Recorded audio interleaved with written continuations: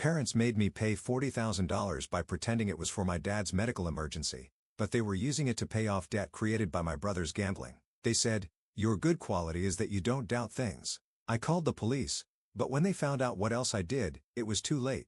At the open office on the 42nd floor of Tech Future Incorporated, Jody Williams was engrossed in the final review of the quarterly earnings presentation materials. At the age of 35, she had built a solid reputation in this industry. After joining the company as a new employee, she had worked her way up to middle management over 5 years. Can you review these Q3 sales forecasts again?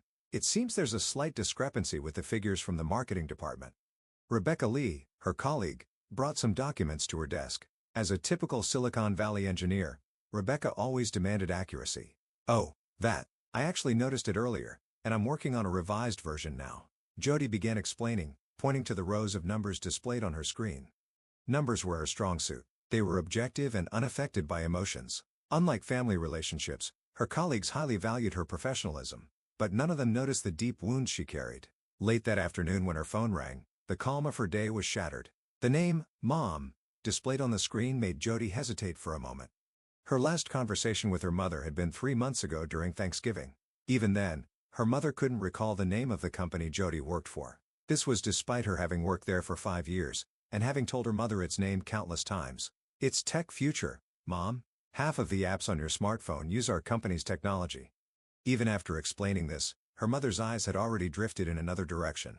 "Hey," Austin said. And just like that, the conversation shifted immediately to her brother. Her parents had always shown little interest in Jody. Her younger brother Austin, 8 years younger than her, was always the center of their parents' affection, leaving Jody to live her life feeling perpetually lonely.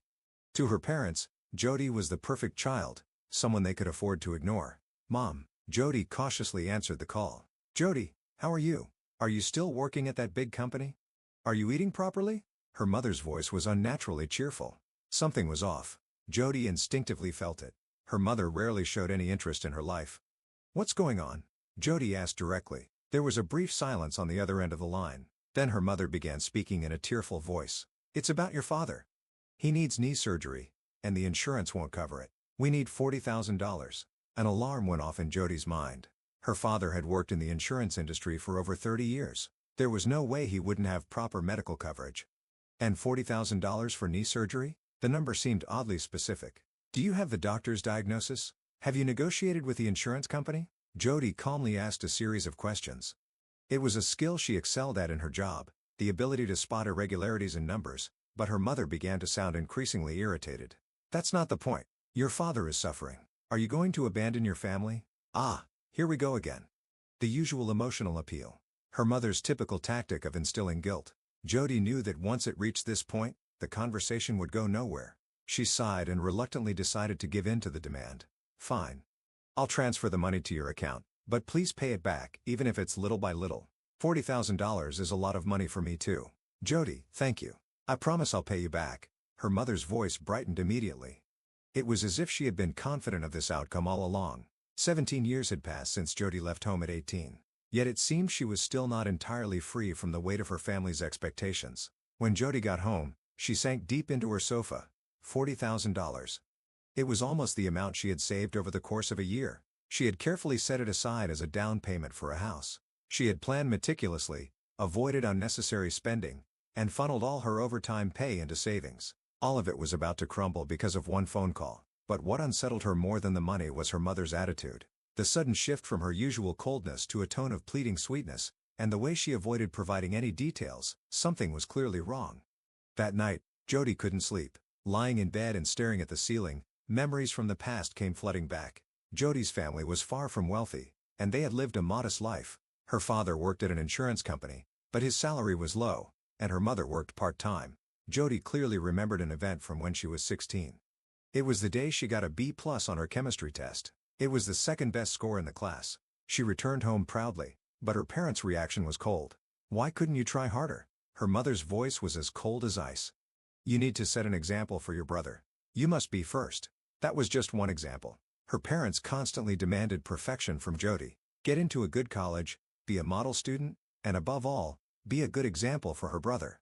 On the other hand, completely different standards were applied to her younger brother Austin. Even when he stole money from their father's wallet, her parents were forgiving. "Well, He's a kid. All kids go through this phase. They laughed it off. The unequal treatment became even more obvious in high school. Jody was busy from morning till night. She worked part-time at a coffee shop, volunteered at the library, and maintained excellent grades in AP classes. All of it was to get into college and become independent. Meanwhile, Austin skipped classes and immersed himself in video games in the basement. Her parents never scolded him, instead continuing to say, "We're just waiting for his talent to bloom." It was as if a lazy lifestyle was somehow a sign of exceptional talent. During her college years, Jody's life became even more grueling. In the mornings, she worked part-time at a coffee shop. In the evenings, she took on shifts as a waitress at a restaurant. She squeezed work into the gaps between her classes and tackled her assignments late at night. Her sleep was consistently less than 5 hours. Meanwhile, her brother Austin continued to live at home under the protection of their parents, pursuing what he called finding himself. All of his living expenses were covered by their parents, and no one ever questioned his future. Austin enrolled in a community college, but dropped out after just one semester. "It's too stressful," he claimed as his excuse. Their parents accepted this without objection and continued to support him financially for 5 years, under the guise of his self-discovery. On the other hand, Jody left home at the age of 18 because of her father's words. "If you're going to live here, you'll pay rent. If you don't like that, then leave." Forced out of the house, Jody worked tirelessly to earn enough for rent and living expenses. However, her parents never demanded a single dollar from Austin, who was still living at home at 25. On the contrary, they continued to fully support his lifestyle. This blatant inequality left deep emotional scars on Jody, but at the same time, it made her stronger. She resolved to carve out her life entirely on her own, relying on no one else. After graduating from college, she moved to Silicon Valley and began a new chapter of her life at Tech Future Incorporated. Her colleagues who had known Jody since she joined the company witnessed her remarkable growth. As a new employee, she was always the first to arrive at the office and the last to leave. She would eat her lunch quickly at her desk and stay entirely focused on her work. Her dedication bore fruit, and she steadily built her career. In her second year at the company, Jody was promoted to team leader. By her fourth year, she became a department manager, and in her fifth year, she earned the position of deputy director. Her analytical skills and decisiveness won the trust of her superiors. Jody's only confidant was her colleague Rebecca Lee. The two were the same age and had grown up in similarly challenging family environments, which allowed Rebecca to instinctively understand Jody's struggles. When Jody confided in her, Rebecca tilted her head and said, "Something doesn't add up. Your father worked at an insurance company, right? So why wouldn't insurance cover the surgery? And $40,000 for a knee surgery, that sounds way too high." Those words awakened Jody's investigative instincts. Her intuition, honed by years of experience as a financial analyst, was warning her that something was off. First, she called her father's workplace. When she asked the HR department to confirm his employment status, an unexpected truth emerged. Her father had taken early retirement 3 years ago. Moreover, he had withdrawn most of his retirement payout in a lump sum. "That's unusual." The HR representative said, "Typically, we recommend receiving retirement benefits in installments." Next, Jody contacted her mother's former part-time workplace. She learned that her mother had abruptly quit 2 years ago, citing health issues. But as far as Jody knew, her mother was perfectly healthy. The pieces of the puzzle were starting to come together. Her parents' early retirements, the lump sum withdrawal of retirement funds, and now, the sudden demand for $40,000. Everything about it seemed unnatural. At that moment, decisive information came to light. It was an email from her father's sister, Matilda. "Jody, there's something I need to tell you." The tone of the email felt urgent. "Austin is in deep debt, gambling. There's a rumor he's lost over $400,000 at the casino. Your parents are desperately trying to hide it, but I felt I had to let you know." Jody stared at the screen, speechless. The $40,000 her mother had requested. It wasn't for surgery. It was likely to pay off part of Austin's gambling debt. Her parents' retirement funds had probably been used for the same purpose. A wave of anger and sadness washed over her. But more than anything, Jody felt exhausted by the endless negotiations and struggles with her family. Even after leaving home at 18, she had always lived in fear of her family's shadow. This incident was proof that her fears had been justified. Further investigation revealed more details about the situation. Austin had been immersed in online gambling for 5 years. He had started with small bets, which escalated over time. He accumulated debt, then borrowed more to repay the previous loans, creating a vicious cycle. Her parents had been lying constantly to protect him. To relatives and friends, they claimed, Austin is working as a consultant at an IT company, desperately concealing his gambling addiction. Their retirement funds had been drained to pay off his debts. And now, their last hope was Jody's savings. The wealth she had painstakingly built through her efforts was on the verge of being sacrificed to fuel her brother's insatiable desires. Just as Jody was delving deeper into the situation, she received a notification from the bank. It was a busy weekday morning, right before her commute. An unauthorized access attempt was detected on your account. At first, Jody thought it was just another one of those common suspicious access notifications, but the conversation with the bank security officer completely changed the situation. This was quite an organized attempt, the officer explained. The perpetrators had detailed knowledge of the account holder's personal information, date of birth, previous addresses, and even answers to security questions. A chill ran down Jody's spine. The only people who knew such information were her family. Can the IP address be traced? Jody asked, trying to remain composed. Yes. The access primarily originated from a specific area in the suburbs of Boston. Specifically, it was her parents' address. There was no doubt about it. The access had come from her parents' home. I strongly recommend reporting this to the police, the security officer said, carefully choosing their words. This is clearly an attempt at unauthorized access. Even if it involves family, legal action may be necessary. Jody took a deep breath. This wasn't just a financial issue. It was a complete breakdown of trust. For 18 years, she had worked tirelessly to build an independent life, only for her family to try and destroy it in an instant. She took immediate action. First, she completely froze the compromised account. Then, she opened a new account at a different bank and transferred all her assets. She changed all her passwords and PINs and enabled two-factor authentication. Additionally, she lowered the credit limit on her credit cards. Next, she strengthened the security system at her home. She installed surveillance cameras and replaced all the locks. These measures were taken in anticipation of the possibility that her family might show up unannounced. Then came the most difficult decision of all. She decided to report the incident to the police. This is a justified act of self-defense. Jody told herself, I have the right to protect my own life. Hours after reporting to the police, the expected reactions from her family began to pour in. First, there was a voice message from her mother. How could you betray your own family and involve the police? You've grown into such a selfish child. After everything we've done for you, isn't this the least you could do in return? Stop being so selfish. Her mother's voice was filled with anger and reproach, but beneath it, Jody recognized the manipulative tone she had come to know so well. As always, her mother was trying to instill guilt. Next came an email from her father. I never thought you'd stoop this low, exposing your family's shame to the outside world. Are you satisfied now? Is this how you repay us for everything we've done for you? Finally, there was a relentless stream of messages from Austin. Why are you doing this to me? Do you want to ruin me? This is the end of my life now. Is that what you wanted? None of the messages showed any sign of remorse. They failed to grasp the gravity of their actions. Instead, they blamed Jody for not meeting their expectations.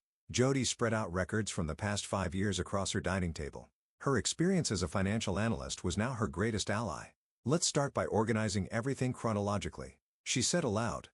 It was a habit she often relied on during complex financial analyses. Records of her mother's financial demands. They had started with small amounts and gradually escalated: textbook fees for Austin, unexpected medical expenses, car repair costs. All of it had turned out to be lies. She also organized the audio recordings. She had recorded every recent conversation, the threatening words from her parents, Austin's vague explanations, and their many contradictory statements. The records from the bank served as decisive evidence. There had been 27 unauthorized access attempts, all originating from her parents' home IP address.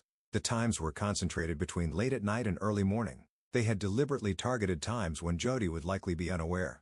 And then there's the online casino records, she said, picking up the documents detailing Austin's gambling history, invoices from casino operators, threatening emails from debt collectors, deposit records that matched the dates when her parents' retirement funds were withdrawn. The most shocking evidence, however, was the email correspondence with relatives. Jody grew up to be such a cold child. She keeps betraying our expectations. Austin is the real pride of our family. These emails expose the lies her family had spread to others over the years. Jody began compiling all this evidence into a PDF document. It became a detailed report spanning over 100 pages. Facts, dates, amounts. Everything was clearly recorded with supporting evidence attached. This isn't revenge, she said, pausing her typing and taking a deep breath. This is about revealing the truth and putting an end to this toxic relationship. The report clearly outlined the following facts: the misuse of her parents' retirement funds, Austin's gambling addiction, her parents' criminal actions, the long history of emotional abuse she had endured. At the same time, it was a path to her own liberation. Taking a deep breath, she went ahead and posted her story on social media. The initial reaction was quiet. 100 likes in the first few hours. Gradually, comments of empathy began pouring in. I've had a similar experience. My parents covered my brother's debts repeatedly and forced me to contribute to the payments. It took me 20 years to free myself from the burden of family. I deeply respect your courage. Financial abuse from toxic parents. This is an issue society needs to confront. Jody, your story is giving hope to many victims. Within 24 hours, the post had been shared over 100,000 times, and major media outlets began covering the story. A Silicon Valley executive exposes financial fraud by her family crime in the digital age, from unauthorized access to embezzlement. A woman breaks her silence, a powerful accusation against her family. The public's reaction far exceeded Jody's expectations. The arrests were carried out early on Saturday morning. As expected, Jody received a flood of messages from her family, but she did not respond and ignored them all. Her father's former workplace, the insurance company, acted swiftly. An internal audit was launched immediately, uncovering years of embezzlement by her father. What started as small cash misappropriations eventually escalated to the theft of client insurance payouts. The total amount exceeded $500,000. At her mother's former workplace, an elementary school, an investigation also began.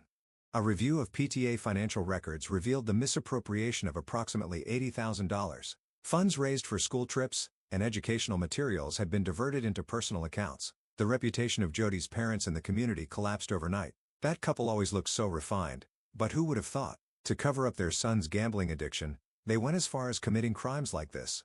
Using money meant for education, unforgivable. Neighborhood gossip spread rapidly, making it nearly impossible for her parents to leave their home. The police investigation moved forward at an astonishing pace. The evidence Jody provided became a crucial lead for the case. Detectives from the Economic Crimes Division were impressed by her meticulous documentation. "I've never seen evidence organized so thoroughly," one detective remarked. "Your skills as a financial analyst are truly shining here." The investigation progressed simultaneously in three directions. First, there was the attempted unauthorized access to Jody's bank account. The cybercrime unit traced the IP address, confirming 27 unauthorized access attempts from her parents' home. Additionally, evidence was found on their computers showing they had collected Jody's personal information. Under the watchful eyes of their neighbors, Jody's parents quietly got into the police vehicle. Her mother was in tears while her father maintained a stoic expression. The investigation into Austin proceeded simultaneously. His massive debts from online gambling, dealings with illegal lenders, and receipt of illicit funds were all scrutinized. However, unlike his parents, Austin voluntarily turned himself in to the authorities and pledged his full cooperation. "I'm tired of running," he said through tears during his interrogation. "I almost ruined Jody's life. I want to make amends." The trial concluded swiftly. The evidence was so overwhelming that Jody's parents admitted to most of the charges. The verdict sentenced her father to 3 years in prison and her mother to 2 years. Additionally, they were ordered to repay the full amount of the embezzled funds. Austin received a suspended sentence on the condition that he participate in a rehabilitation program. He immediately entered a gambling addiction treatment facility. There he began rigorous rehabilitation. "I want to rebuild my life," he told his counselor upon admission. "I want to live honestly, like my sister." The impact on the local community was extensive. The insurance company promised to compensate all affected victims. The elementary school completely overhauled its PTA accounting system. This case became a turning point in raising awareness about economic abuse within families. Numerous media outlets reported on it as a microcosm of modern family dysfunction, exploitation under the guise of family, financial crimes in the digital age, and the importance of breaking the silence were central themes. Jody's courageous actions sent ripples through society. 5 years later, Jody had achieved even greater success as the vice president of a Silicon Valley startup. Her analytical skills and decisiveness shone even in critical situations. The experience of overcoming her family ordeal had become a strength in her business life. In any difficult situation, discern the truth and make the necessary decisions. This had become her guiding principle. Her experiences were compiled into a book titled The Choice of Truth, which became a bestseller. She also built new friendships. Her relationships with colleagues deepened, and she spent weekends attending yoga classes or hosting book clubs with them. For the first time, she experienced genuine human connections, friendships that demanded nothing in return, based purely on mutual respect, and most importantly, she felt free. Free from the burden of family. No longer did she have to meet anyone's expectations. She could make decisions about her life entirely on her own terms. At work, her experiences became a source of guidance for younger employees. Particularly for those struggling with family issues, she provided precise and empathetic advice. "Setting healthy boundaries isn't self-defense," she often explained. It's a form of self-respect. Sometimes, Jody wondered if her decisions had been the right ones, but each time, she reminded herself, this is the path I've chosen. It might not be perfect, but at the very least, it was her own choice, and that was what mattered most. One day Jody spoke at a seminar for young entrepreneurs. We are all the protagonists of our own lives. Sometimes we must reevaluate our relationships with the people we love the most. It may be a painful choice, but it is precisely that choice which leads us to true growth. The audience erupted into applause. Austin, after completing a 2-year rehabilitation program, had started a new life in a small town. A few months into the program, he called Jody. "Jody, I'm really sorry for everything." His voice sounded more genuine than ever before. "The program helped me realize how much my actions have hurt others. I finally understand, even about Mom and Dad. I'm so sorry." Jody quietly hung up the phone. She had learned that while forgiveness might be possible, forgetting was not. And sometimes, to love someone is to maintain a distance. Her parents had already served their sentences, and were now living a quiet, retired life. What they had done was not merely a family issue, but a societal crime. They too had begun to grasp the gravity of their actions. That evening, as Jody returned home, her phone buzzed with a new message from Austin. Summoning her courage, she decided to reply. It was a short message. "Take care." It wasn't forgiveness, nor was it understanding. It was simply a small step toward the possibility of a new relationship. Time can be a healer, but it doesn't happen automatically. It is the result of a conscious choice. Jody had finally come to understand that truth.